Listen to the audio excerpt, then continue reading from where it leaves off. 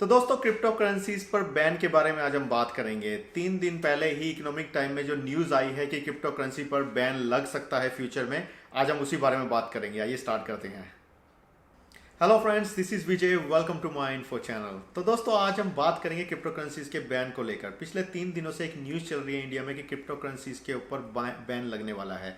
हो सकता है अगले साल गवर्नमेंट जो है वो इसके ऊपर बिल लेकर आए पार्लियामेंट में और क्रिप्टो करेंसीज को पूरी तरह से बैन कर दे।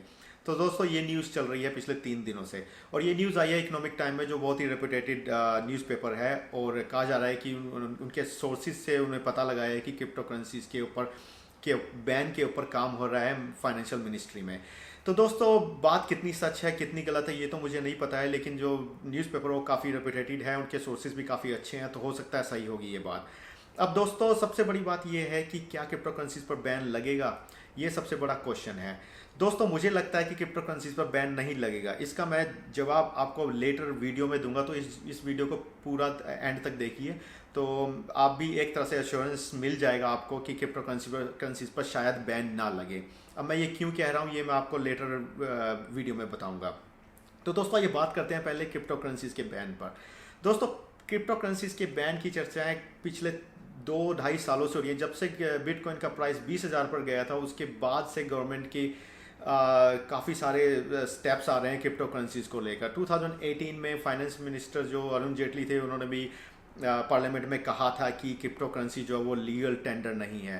दोस्तों लीगल टेंडर का मतलब उस टाइम पे यही निकाला गया था। लीगल टेंडर मतलब जो जैसे हमारा इंडियन रुपीज़ है वो एक लीगल टेंडर है, उसी तरह से क्रिप्टो करेंसी लीगल टेंडर नहीं है। इसका मतलब ये नहीं था कि क्रिप्टो करेंसीज को वो ये कह रहे हैं कि क्रिप्टो करेंसीज लीगल नहीं है। क्रिप्टो करेंसीज को पूरी तरह से इलीगल करना और उसे लीगल बनाना ही गवर्नमेंट के हाथ में होता है। गवर्नमेंट उसके लिए बिल पास करेगी और उसके लिए या तो नोटिफिकेशन लाएगी, बिल पास करेगी, कुछ ना कुछ ऐसा लेके आएगी जिसे वो ऑफिशियल बनाएगी। लेकिन अगर कुछ ऐसी बातें सामने आ रही हैं कि अफवाहों के तौर पर कि क्रिप्टो करेंसीज पर बैन लग सकता है, ड्राफ्ट तैयार किया जा रहा है, ऐसा होगा वैसा होगा, तो दोस्तों इन चीज़ों पर बिलीव करना मुझे नहीं लगता अभी जायज़ है, क्योंकि अभी तक गवर्नमेंट की तरफ से या गवर्नमेंट ऑफिशियल्स की तरफ से कोई ऐसी बात सामने नहीं आई है। ये एक सोर्सेज से पता लगा है न्यूज़पेपर को, तो वहाँ से एक न्यूज़ आई है। ये पिछले साल भी आई थी, उससे पहले भी आई थी।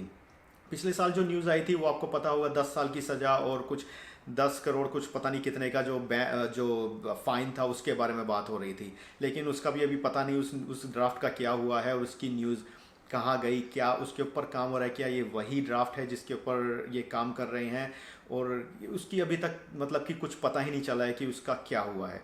तो दोस्तों हर साल ये कुछ ना कुछ ऐसी न्यूज़ आती हैं जो सोर्सेज से न्यूज़पेपर्स को या न्यूज़ चैनल्स को पता लगती हैं और उसके बाद ये वैनिश हो जाती हैं। तो मुझे भी लग रहा है ये जो न्यूज़ आई है ये भी थोड़े दिनों में वैनिश हो जाएगी और जो बिज़नेस जो है वो नॉर्मल हो जाएगा। तो दोस्तों लेकिन एक चीज़ ये है कि चलो मान लेते हैं क्रिप्टो करेंसी बैन की तैयारी हो रही है, मान लेते हैं गवर्नमेंट इसके ऊपर स्पेशली काम कर रही है बैन के लिए। लेकिन दोस्तों मैं आपको पिछले साल लेके चलता हूँ एक ऐसी न्यूज़ पर, उस न्यूज़ को पढ़ने के बाद, उस न्यूज़ के बारे में बात करने के बाद आपको लगेगा कि शायद बैन ना लगे क्रिप्टो करेंसीज पर। हो सकता है अगले 5 सालों तक तो ना लगे, मुझे ऐसा लगता है। तो दोस्तों आइए उस न्यूज़ पर चलते हैं और मैं आपको दिखाता हूँ कि उसके अंदर क्या लिखा हुआ है। तो दोस्तों जैसा कि आप देख सकते हैं ये वो न्यूज़ है जो पिछले साल आई थी जून में। Modi discussed crypto standard at G20 summit, how they apply to India. तो दोस्तों पिछले साल तो जी समिट हुई थी ओसाका जापान में, उसमें क्रिप्टो करेंसीज को लेकर स्पेशली जितने भी कंट्रीज हैं उन्होंने इसके ऊपर डिस्कशन की थी, और उन्होंने फाइनेंशियल एक्शन टास्क फोर्स के जो स्टैंडर्ड्स हैं उसको इम्प्लीमेंट करने की बात की थी अपनी कंट्रीज में। तो आप यहाँ पर देख सकते हैं India prime minister Narendra Modi participated in discussion on crypto assets at the G20 Leaders Summit in Osaka, Japan. At the conclusion of the summit, the leaders of the G20 countries jointly declared their commitment to applying the crypto standards set by Financial Action Task Force. India's new finance minister Nirmala Sitharaman also joined other G20 finance ministers to declare the same commitment.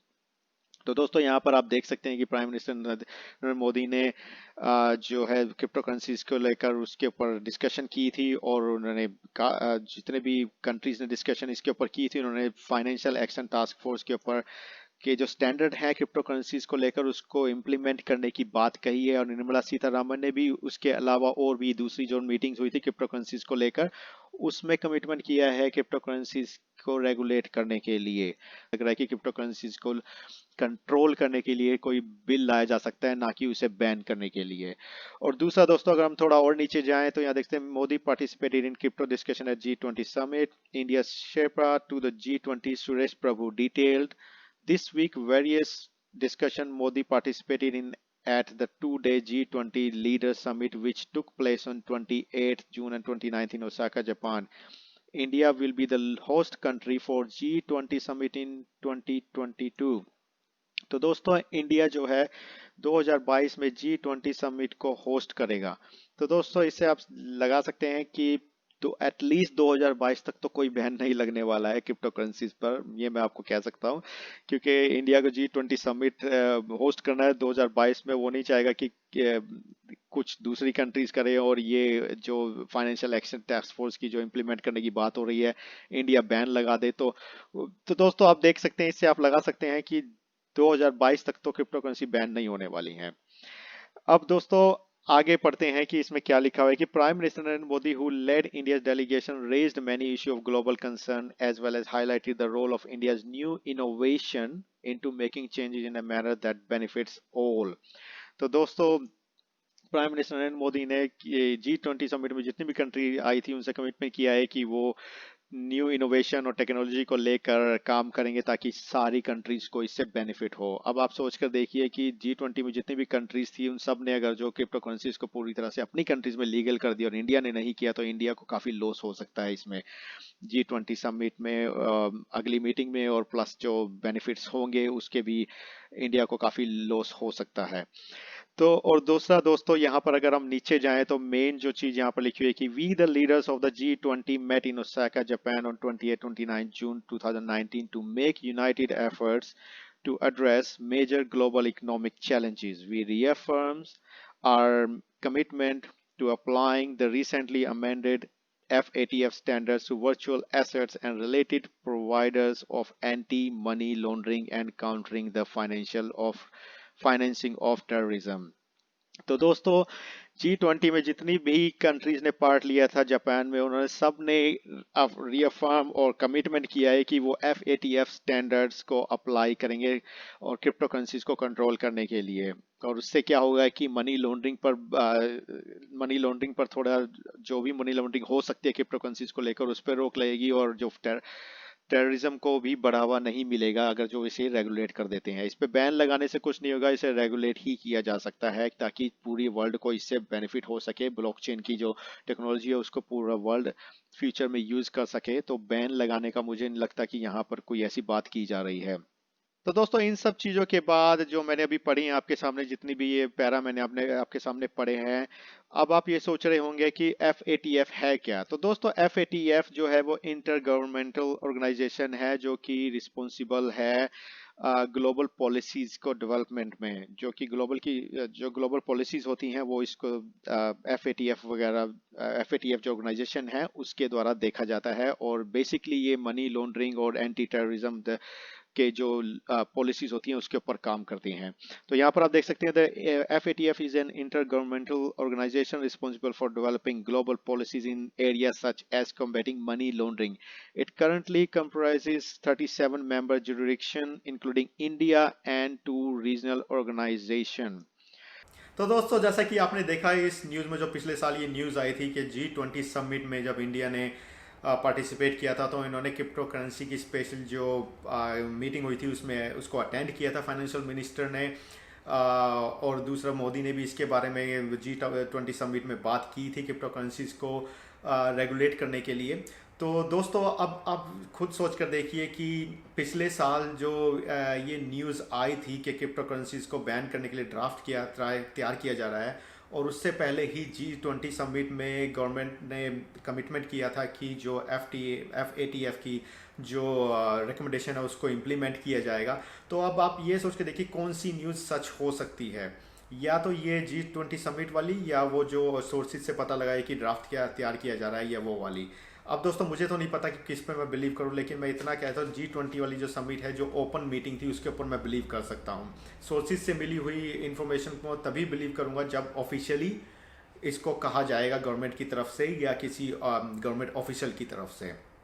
तो दोस्तों अब आप खुद ही सोच कर देखिए कि ban लग सकता है या नहीं लग सकता है। 2022 तक तो मुझे नहीं लगता है कि कोई बैन लगेगा। तो 2022 तक तो आप खुलकर क्रिप्टो करेंसीज में ट्रेडिंग कर सकते हैं, इतना मैं कह सकता हूं। बाकी अगर जो उसके बाद बैन लग जाए, मुझे नहीं पता है लगेगा कि नहीं लगेगा।